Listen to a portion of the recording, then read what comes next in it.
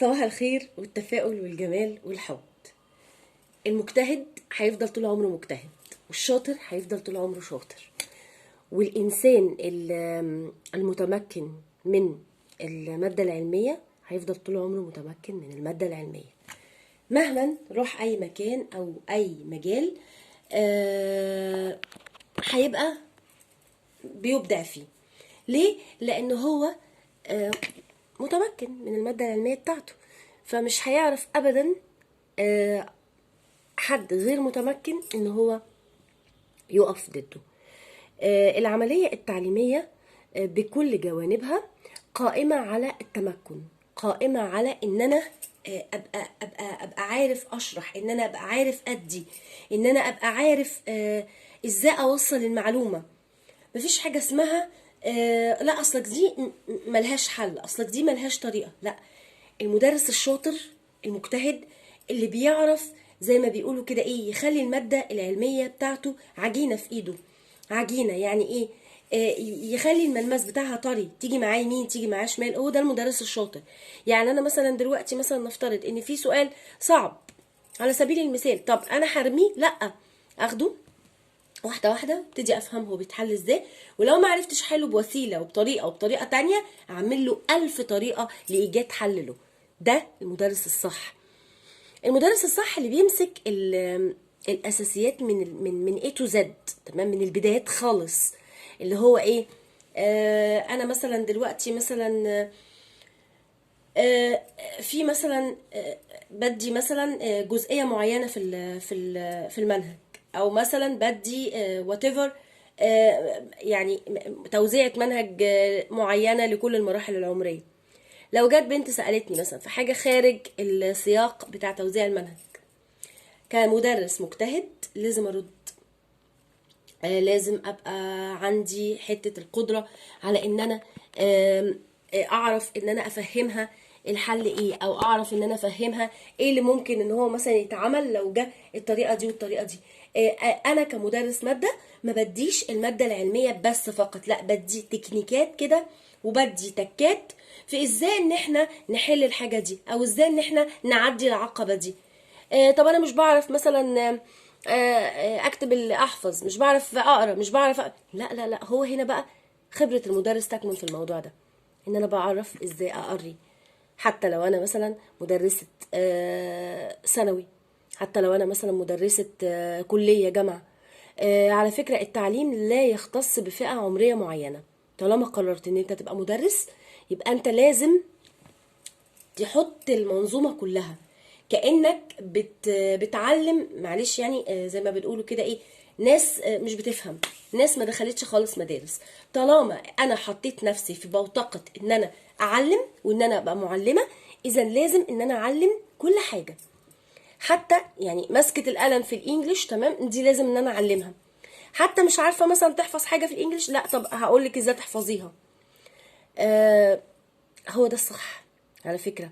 ولو مدارسنا فيها النوعية دي من المعلمين، ما اعتقدش ان هيبقى فيه رسوب كتير، ما اعتقدش ان هيبقى فيه طلاب طالعين من الابتدائي، المراحل الابتدائي بصمجية مش عارفين يقروا ولا يكتبوا.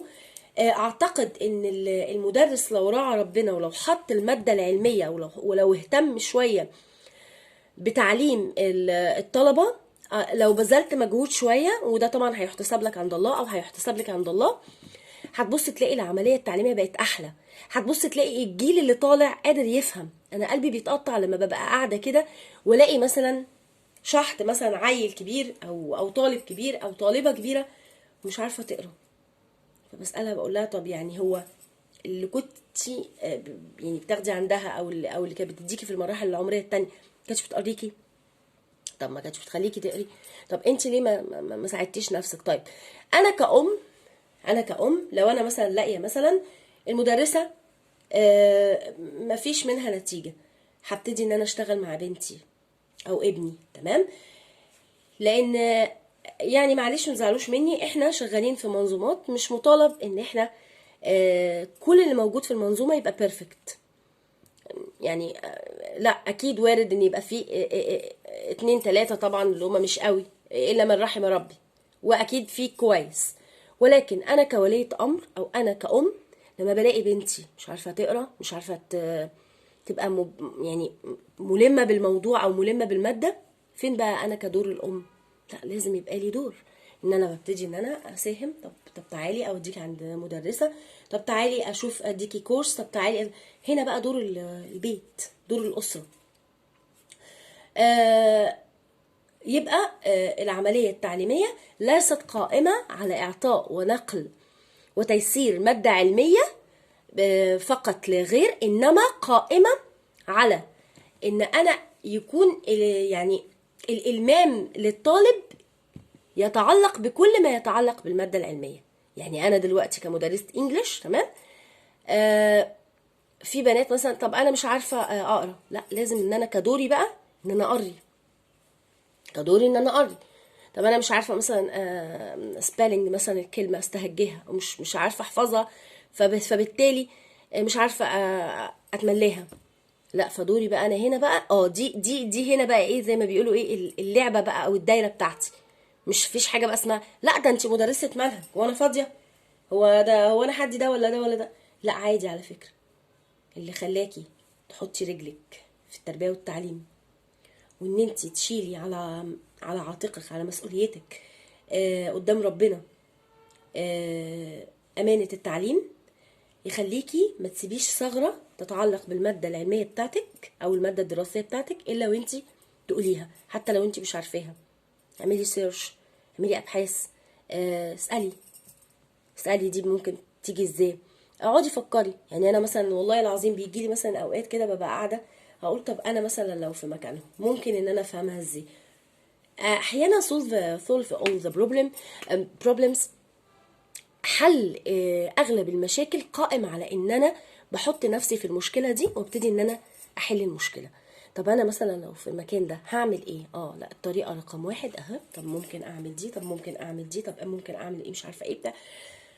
فبالله علينا جميعا، بالله عليكم جميعا، طالما احنا محطوطين في قدام ربنا في دور وفي مسؤولية المعلم او المعلمة، فلازم نكون كفء لهذه او لهذا الدور.